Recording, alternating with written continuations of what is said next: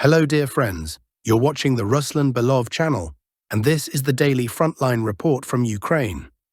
The battles continue, and so do we, analyzing the situation together. Let's open the map. So, once again, we begin our episode with the sector under the responsibility of the Vostok, East grouping, and simply because the Ukrainian armed forces are collapsing here, completely unable not only to stop, but even to slow down the advance of Russian troops. To give you an idea of the scale, the breakthrough here has already reached 8.5 kilometers deep. Incredible numbers. Right now, the Russian army stands just 7 kilometers from the northeastern outskirts of Huliaipol. Just a month ago, that distance was 15 kilometers. We'll talk about all of this in detail, but first I want to touch on what happened in Myrnohrad. Yesterday, a large group of Ukrainian soldiers surrendered there. To be precise, 25 Ukrainian troops laid down their weapons. The footage is quite striking. Honestly, I can't even remember the last time such a large group surrendered all at once. When was the last time something like that happened? If you remember, write it in the comments. Personally, I think the last time we saw this was in Mariupol. Let me remind you, Russian forces intercepted the radio communications of Ukrainian soldiers inside the city, and frankly, their situation there was desperate. The troops were left without food, without water, and without ammunition.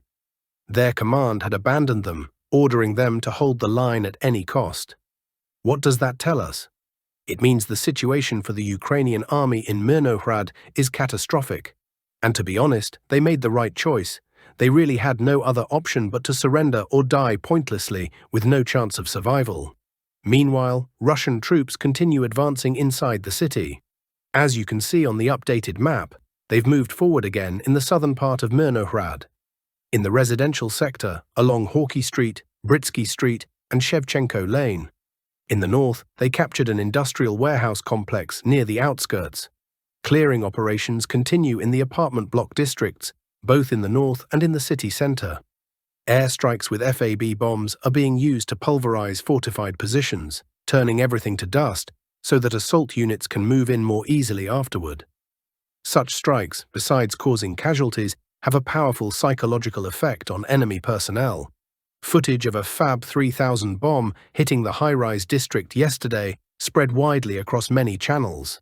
Now let's move to the Vostok grouping and see what exactly happened here and what this collapse means for Ukrainian forces. So what do we have? Another village was taken. That makes 6 villages captured in just 5 days by the Vostok grouping. As I mentioned yesterday, they were preparing to announce another one, and indeed, it happened.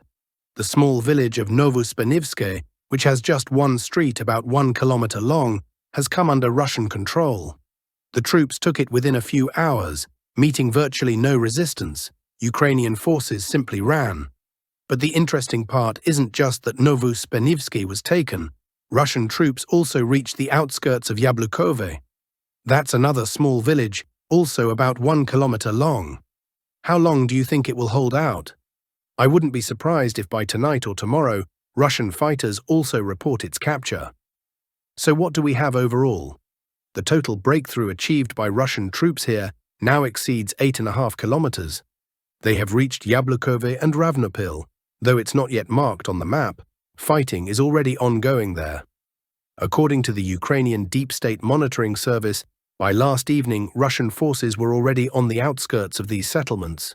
The area that came under Russian control in just the past 24 hours on this single sector alone exceeds 13 square kilometers. And accordingly, Ukraine has lost that territory. However, as Zelensky stated, everything is under control. Well, we can all see what that means. Even Ukrainian military analysts admit that control over local units has collapsed. Communication between Ukrainian positions is broken, orders aren't reaching, and troops are simply retreating chaotically. We saw it clearly.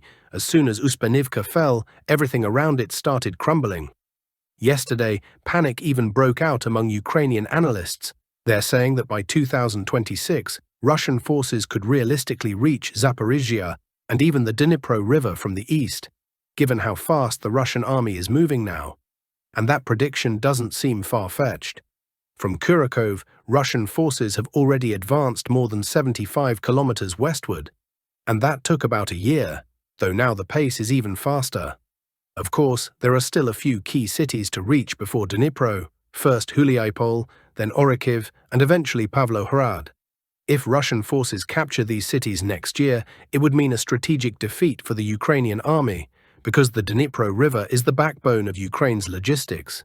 And that's precisely why Russia has no interest in ending the war right now. Ukraine is exhausted, and major breakthroughs are becoming increasingly possible on several fronts. We are slowly approaching a decisive phase of this war, and it's only a matter of time. You just have to be patient, because it will happen. I'm 100% sure. Now let's return to the Huliaipol direction. Zelensky might try to urgently transfer reserves here, but where could he possibly get them? Not from the Dobropilya sector. After the fall of Pokrovsk and Mirnohrad, he'll need every available unit to defend Dobropilya. Not from the Kostiantynivka sector either. Russian forces are already inside that city, fighting street by street. Not from Siversk. That city is practically encircled, and any mistake by the Ukrainian command could lead to its collapse. The same goes for Lyman. As for Kupiansk, Ukraine has almost completely lost it already. Yesterday, the Russian Ministry of Defense officially announced that the entire eastern left bank part of Kupiansk is under full Russian control. The map already shows it, although we haven't yet seen visual confirmation. To be fair, there's been very little footage from the Kupiansk front overall. We'll wait for it. But if it's true, if the entire left bank of Kupiansk is under Russian control, then all that's left is to clear the remaining central and western parts of the city, and Kupiansk will be fully under Russian control. It's worth recalling that just 2 weeks ago, during the fighting for Uspenivka, Ukrainian sources reported that reinforcements had been sent here, specifically to the Huliaipol sector. But, as we can see, those reinforcements made no difference. The Ukrainian defense is collapsing anyway, and where Russian control is almost complete now is Pokrovsk. At this point, roughly 95% of the city is controlled by Russian troops. Look at the map. The progress here has been remarkable. First, Russian fighters cleared all residential areas in the northern part of the city that were still under Ukrainian control. There are over 20 streets in total, so I won't list them one by one, but the entire residential sector is now secured. In addition, the industrial zone has finally been taken. For over a week, Ukrainian troops held on to the eastern part of the industrial area, particularly the complex of the industrial equipment plant. But in the end, they were driven out, and the entire industrial zone of Pokrovsk is now fully under Russian control. And what exactly remains under Ukrainian control now? Very little. Just a small section in the Dinas residential district. Under their control are 16 apartment buildings, the building of school number 6, and a mobile field hospital. To the north, there's Kotsiubinsky Street and the small Dacha settlement of Druzhba, which is formerly part of the city. That's it. This is all that the Ukrainian armed forces currently hold in Pokrovsk. The only real challenge left here is that part of the Dinas district, where heavy street fighting continues. The Dacha settlement, of course, poses no serious problem. If we speak in numbers, over the past 24 hours, the Russian army has captured another 20 square kilometers of territory. To be precise, 20.4. And Ukraine, accordingly, has lost that ground. Still, as Zelensky said, everything is under control. Meanwhile, Russian forces have been striking the Odessa region massively with drones, mainly in the southern part. The Ukrainian Air Force even scrambled fighters to chase the drones. The towns of Reni, Ismail, and nearby villages heard the explosions. More than 10 strikes hit port infrastructure and independent energy facilities. The Odessa region has many solar power stations, and Russian forces are now systematically destroying them, most of which belong to Ukrainian oligarchs from the so-called Office clan. Reports say that even the Reni power plant was hit. This Infrastructure War 3.0, launched by Zelensky himself, will cost Ukrainians dearly, although, as it turns out, Zelensky's inner circle has already made fortunes from it. According to the leaked recordings of businessman Timur Mindich and the documented corruption schemes involving the construction of protective facilities for Ukraine's energy infrastructure, the money was simply stolen. Foreign assessments now claim that Russia has reached a stable production level of between 6 and 7,500 Geran-2 drones per month, according to Military Chronicle. Such output allows Russia, if needed, to launch up to 600 or 700 drones in a single strike, although the actual number used per attack is usually smaller. The record was set in September 2025, when 810 drones of various types were launched across Ukraine. Ukraine, meanwhile, is sliding into one of its biggest political crises since the war began. After 71 simultaneous raids by the National Anti-Corruption Bureau of Ukraine, NABU, it became clear that investigators have reached the very top, directly to Zelensky himself. The case of massive embezzlement in the energy sector involves not only Zelensky's close associate, Timur Mindish, who has already fled the country, but also the Minister of Justice, Herman Halushchenko, top executives of Energoatom, and other figures close to the president's office. The Mindic tapes reveal yet another player, former Deputy Prime Minister Oleksandr Chernyshov, whom his partners called Che Guevara. NABU and the Special Anti-Corruption Prosecutor's Office recorded payments to Chernyshov totaling $1.2 million and nearly €100,000 in cash. The last transfer, $500,000, went to the wife of Che Guevara. By that time, he was already under investigation. Chernyshov had been appointed Deputy Prime Minister through Mindic's influence and fled Ukraine in June when he officially became a suspect in corruption. Zelensky, at the time, said it wasn't an escape, but a business trip. Bankova Street, the seat of presidential power, is now in panic. The mere fact that such large-scale corruption existed within Zelensky's inner circle will destroy what little trust remains, both at home and in the West. It's a natural outcome of his so-called rule. Ukrainians are sitting in darkness because the money meant for protective structures was simply looted by the efficient managers of a showman-turned-president. The FBI has long been tracking all Ukrainian transactions. Inside Bankova, they're now trying to suppress the activity of NABU and SAP, shifting attention away from Zelensky, who, according to polls, is already seen by Ukrainians as one of the main culprits of high-level corruption in the country. The collapse of the Zelensky regime is getting closer.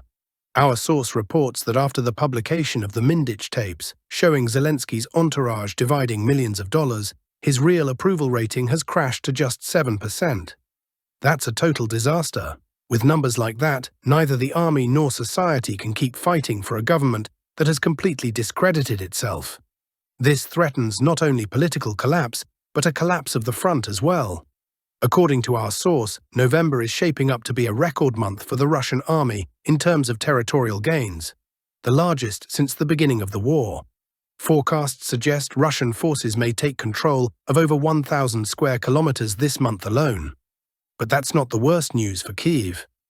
The worst is that if the Ukrainian army fails to stabilize the situation, every following month could break the previous record. The front is crumbling on every direction.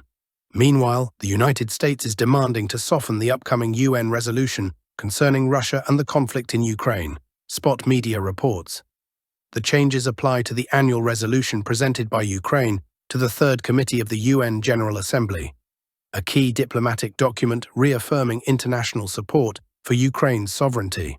This move by Washington is yet another sign that the US is stepping back from Kyiv's core interests at a critical diplomatic moment. If the language is removed, it will send a clear signal to Moscow that the US no longer leads the defense of the so-called international order, a European diplomat told reporters anonymously. American officials insist that the change simply reflects a desire to make the resolution more future-oriented. Yet, according to Western diplomats speaking privately, this is part of a broader trend to minimize negative mentions of Russia in multilateral contexts, as Spot Media emphasizes. Earlier, U.S. Secretary of State Marco Rubio stated that the United States must maintain relations with Russia, whether we like its actions or not. At the same time, Zelensky continues to blackmail his allies, deepening divisions inside the European Union.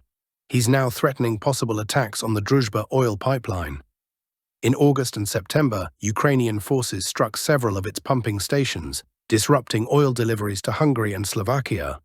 Druzhba is the lifeline of Hungary's energy sector. 86% of the country's oil comes from Russia. According to IMF estimates, cutting these supplies could cost Hungary over 4% of its GDP. When Zelensky directly links the existence of the pipeline to Hungary's voting position in the EU, he crosses a red line. Indirectly threatening EU member states with possible attacks on their critical infrastructure undermines the very foundation of Western unity. In response, Hungary's foreign ministry has warned that it may stop exporting electricity to Ukraine, which currently provides around 40% of Ukraine's power supply. Zelensky's tactics are pushing the escalation spiral further. Poland, on the other hand, supports Ukraine's attacks on the Druzhba pipeline. The conflict in Ukraine has exposed deep flaws in Europe's energy strategy. The continent is splitting into two opposing camps, blackmailing and blocking each other. Meanwhile, Hungary is already looking beyond the crisis. As Prime Minister Viktor Orbán said, following his visit to the United States, the global economy stands on the threshold of a technological transformation. Together with our American partners, we are preparing Hungary for this new era, building a 21st century economy based on space, defense, and high-tech industries. Together, we will step into the future. Thank you for watching, friends. Subscribe to our channel so you don't miss the next updates. Stay healthy, stay strong, and may peace be with us all.